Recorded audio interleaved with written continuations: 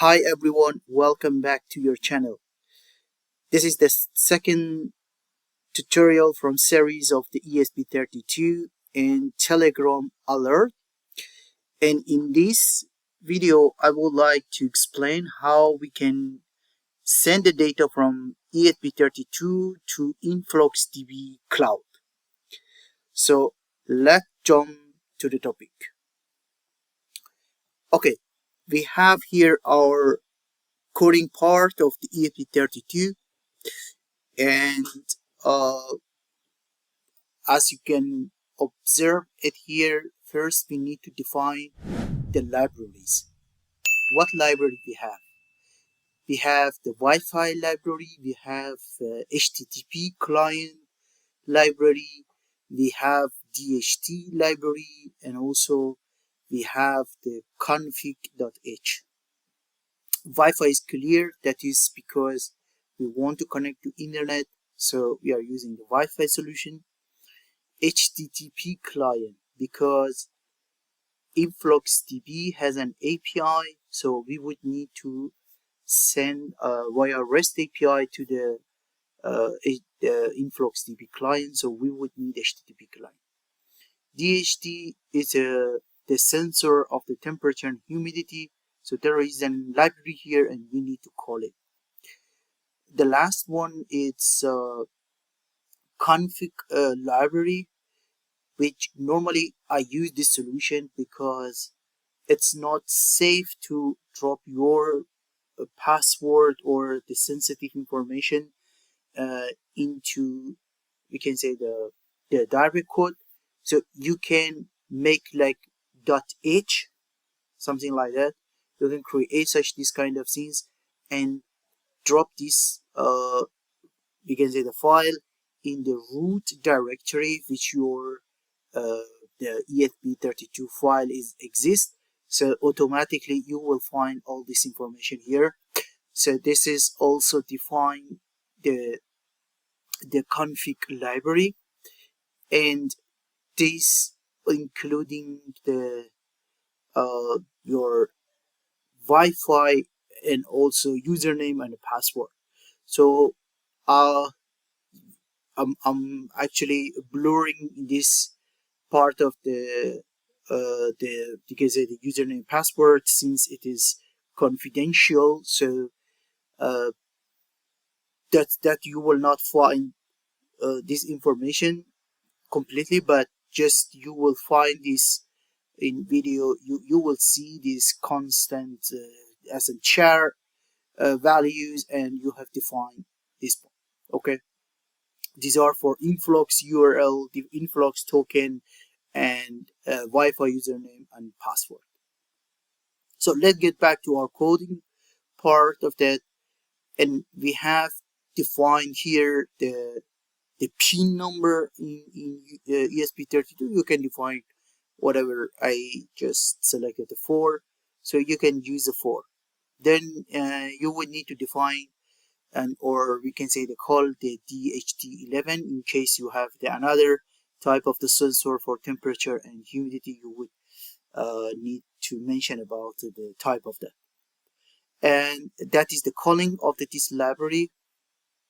And then we have defined here unsigned long value as a last send, and we drop the value in this bucket as a 0.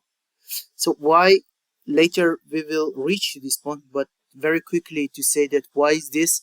Because we want to check as a task whenever it start with 0, and each time look at this task and have the updated value when they are pushing the data to the we can say the InfluxDB. This will help to understand the interval and then to push the data in sliding. If not, then we don't know that when was started and when we have to send the data. So in that case, we use the counter of the we can say the microcontroller to understand about the interval. The interval which I have defined here is a 30 second. It can be customize based on your idea, either 1 minute or 5 minutes. It's you can decide about that, what interval you would like to push to the InfluxDB. But I decided as a 30-second, which can somehow manage about the volume of the data into InfluxDB Cloud. Then you would need to define your serial baud rate, and also the showing that okay, whatever you want to write into serial port. Then you would need to start or call the DHT sensor to begin, and then you can call the Wi-Fi username and password. And once you define this username and password, you would need to keep this we can say the Wi-Fi as a connected. So in that case, I have defined the method here. We will give them one value first. We will provide the one value, and it will check if it's not uh, connected. There is the delay, and after that it will start with some points. We try to connect to the Wi-Fi, and in each loop it will add a one value on that one, and if attempt is greater than 60, which is 60 times, because the delay is a 500 millisecond, is a 60 we get 60 times, so it's around the 30-second. So if it's greater than the 30-second, then it will drop to as a failed connect to the Wi-Fi. If not, then it will jump to the Wi-Fi connected, and what is the IP address, and so on. So this is the loop for the keeping the Wi-Fi connected. Then we have here the loop for, as I explained, for the task. So I have here again is unsigned long. We would need this value, because if you use some other, we can say, the format, then it might reach to some limitation, and after some second, then it will be or we can say that is overwhelmed or is overloaded. Then it will return to the zero. So it will be saturated somehow. That we can say the bucket will be saturated. Then it will return to zero. So in that case, we use this unsigned line, which is longer value, and it's roughly it's around the that is the number.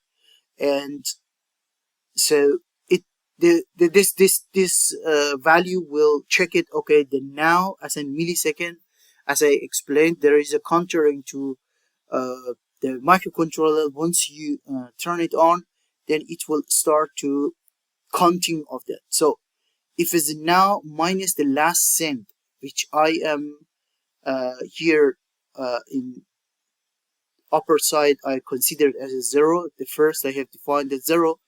Then each time it can be updated. If it's greater than interval, which is 30 second, then it will goes to the last cent equal to now, which is the time stamp of that millisecond, and then it will come to send sensor data, which is one array, and also we already defined this.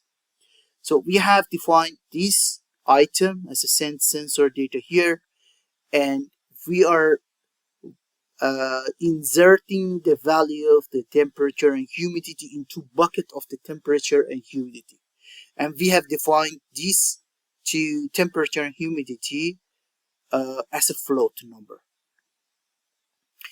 Then this loop, if is for troubleshooting, in case you have not connected the sensor to the wires, and if there is something is wrong into sensor or is unplugged, so in that case it will give you the fail. So this one is nan means it is not a number, so definitely there is no number here. There is something wrong, then it gives you this failure. In case there is no failure, it will provide you the values as temperature and humidity in this format. Then uh, we need to write the values as a line protocol. You can search the line protocol into InfluxDB. There is a special format of that, which is should be in as a text format, and then InfluxDB can understand the data and save it into InfluxDB. Otherwise, it is not possible to, or is not readable for the InfluxDB. So that is the point. I have defined the line protocol as a string, and this is the format which which I have defined in this format. Then this is related to again wants to send the data to the InfluxDB beforehand they need to check it whether the Wi-Fi is connected or no. So it need to check the internet. Then we have here HTTP client. This HTTP client, as I explained it will send the data with this endpoint, and also there is we can say that the token. So that influx token and influx URL, you can define it and send this data via HTTP client. Then here you can post this data into actual data packet as into line protocol. But here I think it is necessary to mention about that how this we can say the endpoint and why we are defining this way. First of all, this is the format which is required for sending the data into InfluxDB. So in this regard, there is the URL, which is if you are using cloud-based, so you have to use the URL of your cloud until, for example, influx, whatever it is, cloud, for example, -influxdb.com. This is the URL, and then I think I have here. Let me just, yeah, here you can see this is something which you will find into URL of the InfluxDB. If you are using the cloud, which is in our project, so here should be the cloud endpoint, and then API version 2, and then we have to as a write there is a question mark, and then you have to define your organization name here, and then bucket name. So it's necessary to define your organization and bucket name here, and then you have to define your precision, either is a second, millisecond, or whatever. So this is for URL, and in case not in case, it's also you need to have your the token as well. Okay, so this token and URL should be defined, and then you can call it at here, and this part is for URL and token. In next session, I will explain how you can connect with the InfluxDB Cloud, which it will send this data to InfluxDB Cloud. Perfect. Then we have here the code. If is returned as a 204, means data successfully written into InfluxDB, and if not, then whatever error code is coming as a 500 or 400, definitely there is an error, and that's need for debugging. And in case there was totally request is failed, it will give you the failed value. Yeah, this is the entire of the process for the coding of the microcontroller or ESP32, which is pushing the data into InfluxDB. Next session, I will explain how you can define InfluxDB over there, and then the next session after that, it will be explained that how you are going to fetch the data via Python, we can say that server, and how you can define the one Telegram bot. That's also very important. And this Python script, how can connect with the Telegram bot. Yeah. Thank you again. If you have any question, please drop your question comments below. And if you think this video was helpful, don't forget to like button and help me to promote my channel. Please stay tuned. See you next one.